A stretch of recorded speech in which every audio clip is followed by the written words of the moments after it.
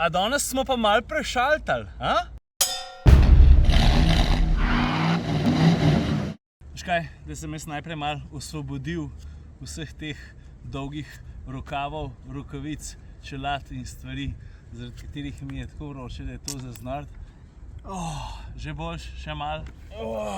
Še boljš. Ok, zdaj pa žihar. Poglej, stvar je preprosta. Pri Ski&C, ki je uvoznik za znamko Can-Am, so nam na test ponudili tega trikolesnega ekscentrika, katerega videz je tak, da... Kaj pa vem, stari, jaz sem rekel, da z enih kotov me spominja na eno hecno, tako mehansko žuželko, folk ga porajta. In seveda je ravno ta njegov koncept, eno kolo zadaj pa dve spredi, stvar, ki jo najprej opaziš. Ampak je še marsikaj drugega za povedati pa razložiti. Jaz se z njim zdaj vozim že dober teden. In v tem času sva se dobro spoznala. Skupaj sva naredila veliko enih kilometrov. Ampak smo šli že predaleč. Dajmo iti po vrst. Kaj sploh gledaš, Madonna? Can-Am ima na nek način dva različna trikolesnika. En se imenuje Spider, tisti je bolj komforten, bolj je namenjen daljšim potem, mogoče malo manj športa, veliko več luksuza, pa tudi prostora, kovčki, naslonjalo, za dva je. Ker ta je samo za enega, plus osredotočenje, dajmo reči, bolj na športno vožnjo. Njegov videz se mi zdi še posebej impresiven, ko ga pogledaš takole od strani, meni se zdi jazzen. Je pa res, da ne vem, kaj to pomeni za slove s trikolesnikov, ampak ko sem šel jaz tegale Can-Am Rykerja pobrati, imenuje se Ryker Sport, 900 kubov prijema polna motorja, sem se iz Ljubljane odpeljal z običajnim skuterjem, z našim atmosferskim Wotanom Storm T. In na poti tja, valjda sem peljal po stari cesti, nisem šel na avtocesto, sem srečal kup motoristov. Nam rekel, da me je vsak pozdravil, recimo 3 od 10. No, potem sem se vračal pa s tem strojem, pa sem srečal po moje 25-130 motoristov, tak dan je bil in pozdravil me ni nihče. Ni bilo tega, nič ni bilo. Pa ne sem to čisto naključil, mi je isti dan v Brlogu, tukaj v Ljubljani, obiskal Rok Bagoroš, pa sem mu ga dol čez okno pokazal, pa sem rekel, stari, jaz sem se s tem vozil, pa me ben motorist ni pozdravil, pa rekel, jaz te tudi ne. V mojih očeh, ne glede na to, kaj boste rekli, je tole en tak zelo zanimiv stroj, ki si zasluži pozornost in verjamem, da obstaja zanj tudi voznik, voznica, trg. Pa dajmo se najprej pogovoriti o osnovi. Poganja ga 900-kubičen motor, obstaja tudi 600-kubična verzija.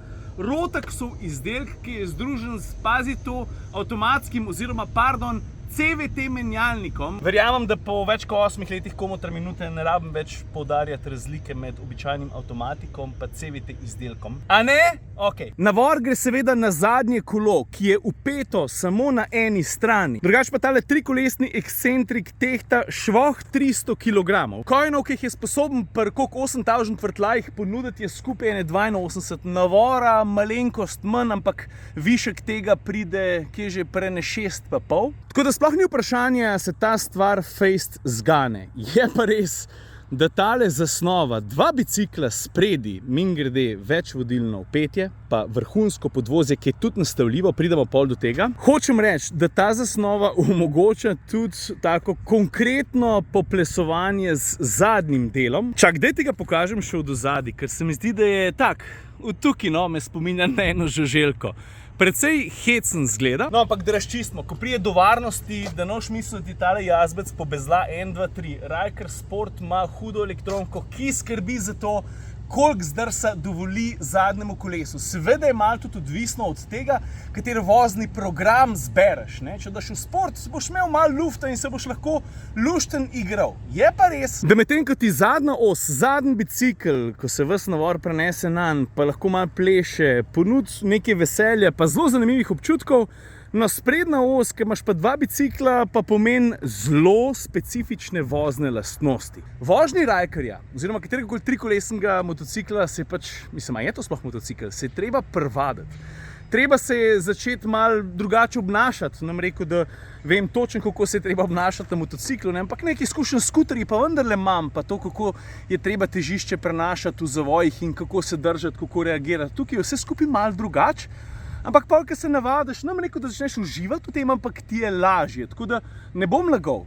v navadnih zavojih, sploh če je veliko mestne vožnje pri počasni hitrosti, pa so dosti ostri, tam ni nobenega užitka. Ampak odprta cesta, tam pa se veš, premiki ne volana, balance niso tako izraziti, tam se pa uživa na ful. In predstavljam si, da bi Ryker lahko bil za marsikoga zanimiv. Morda za nekoga, ki se mogoče malo boji klasičnega motocikla, pa stvari, ki jih moraš vsem tudi obvladati. Morda za koga, ki je, ne vem, malo bolj v letih, pa se boji, da... A veš, ka za uporabo je zelo preprost. Sedi se nizko, z lahkoto priješ na in iz sedeža. Udobje vrhunsko, gemütlich, komod. A veš, ka se hočeš gor usedeti, mislim, to je tako džabe, da brez veze. Ko si enkrat nameščen, mingre tudi stopalke se da nastavljati, grejo naprej in nazaj.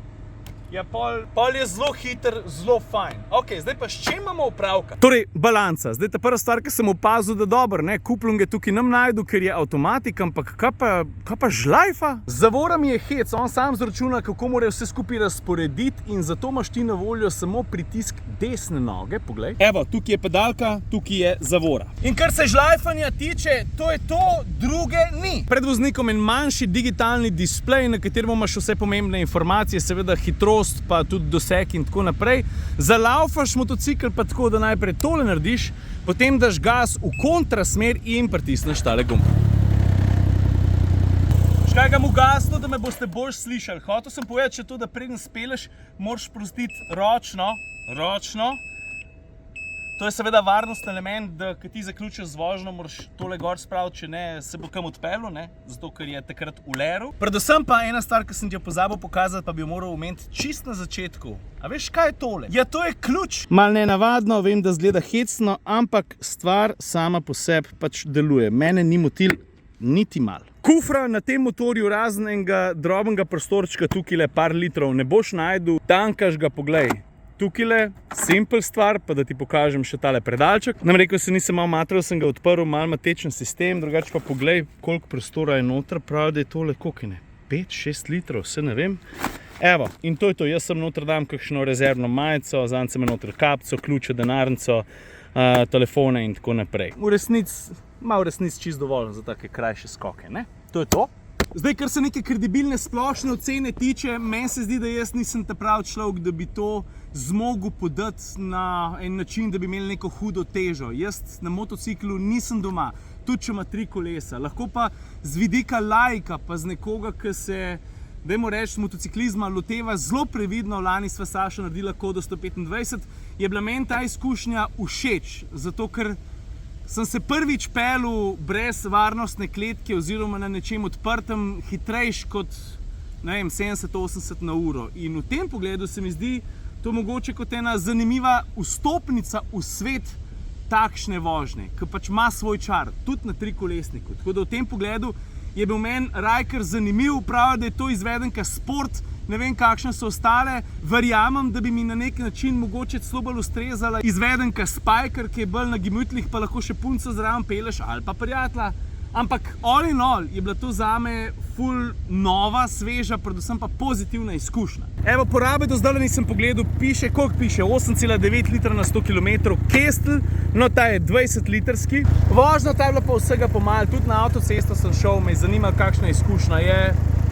A je to veliko ali malo porabe, to boste pa vi povedali, ker ste veliko na motociklih, pa imate opravka, dajmo reči, s takšno kilažo, to se pravi švoh 300 kg, pa s tako zmogljivimi agregati. A je pa še en podatek, ki sem ti ga spustil, poglej, vzmetenje je prilagodljivo po čvrstosti. V tem trenutku je nastavljena 4. najbolj čvrsta stopnja. Ugotovil sem, da je ta meni izmed vseh najbolj odgovarjala. Takole, lej, veš pa lahko še na 3 in seveda na 2 pa na 1. Pa še eno stvar sem pozabil, smiselno se mi je omeniti tudi en zelo pomemben varnostni element, žlajfe. Vidiš, tele diski so spredi 270 mm, dvobatna čeljust. Zadnji je primer logično malo manjši, 220 bat. Pa zdaj sem se spomnil, sem ti dolžen še enega ključnih podatkov. Tale stroj se mi zdi, da stane 12 300, nekaj takšnega. V tem trenutku ti uvoznik Ski&C pri Šempetru oziroma, Lučica, ponujajo, koliko smo rekli, Jurija, 800 popusta plus dodatno leto garancije. Mislim, da to pol pomeni vse skupaj 3 leta. To zdaj jaz ne vem, kakšen denar je za tako igračo.